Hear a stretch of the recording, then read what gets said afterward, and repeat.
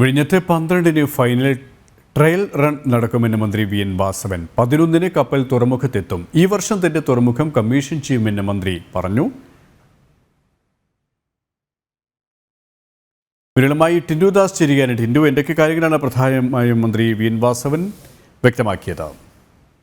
KP ഈ മാസം 11-ാം തീയതിയോടെ തന്നെ വിഴിഞ്ഞം തുറമുഖത്ത് കപ്പൽ എത്തിച്ചേരും. 12-ാം തീയതി കേന്ദ്ര പോർട്ട് മന്ത്രി ഉൾപ്പെടെ ക്ഷണിച്ചിട്ടുണ്ട്.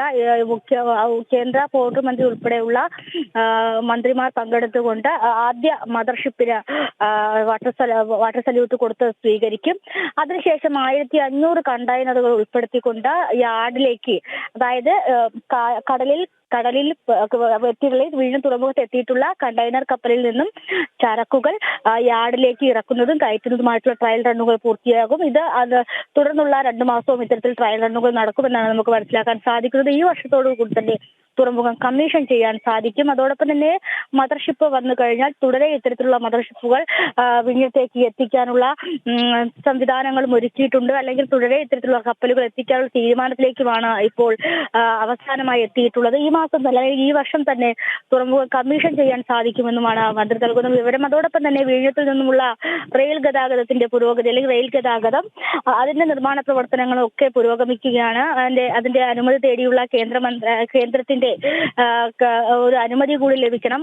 കൊങ്കൺ റെയിൽവേ ആണ് ഇത്തരത്തിൽ റെയിൽവേയുടെ പണി ചെയ്തത്. 10.7 കിലോമീറ്റർ നീളം വരുന്ന റെയിൽവേയിൽ 9 കിലോമീറ്ററോളം തുരങ്കപാതയാണ്.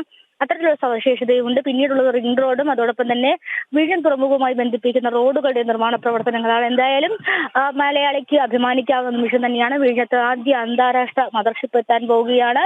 വിഴിഞ്ഞത്തിന്റെ 10 നോട്ടിക്കൽ മൈൽ അകലുന്നതുവരെ, അല്ലെങ്കിൽ 10 നോട്ടിക്കൽ മൈൽ അകലെ വരെ മദർഷിപ്പ് എത്തിയിട്ടുണ്ടായിരുന്നു. ആ ഒരു അഡ്വാൻറ്റേജ് തന്നെയാണ് ഇത്തരത്തിൽ വിഴിഞ്ഞത്തെ ഒരു വലിയ രീതിയിലുള്ള വ്യാവസായിക തുറമുഖമാക്കി മാറ്റാനുള്ള ഒരു പ്രത്യേകത. എന്തായാലും ഈ മാസം 12-ാം തീയതി വിഴിഞ്ഞത്ത് ആദ്യ കപ്പൽ എത്തും.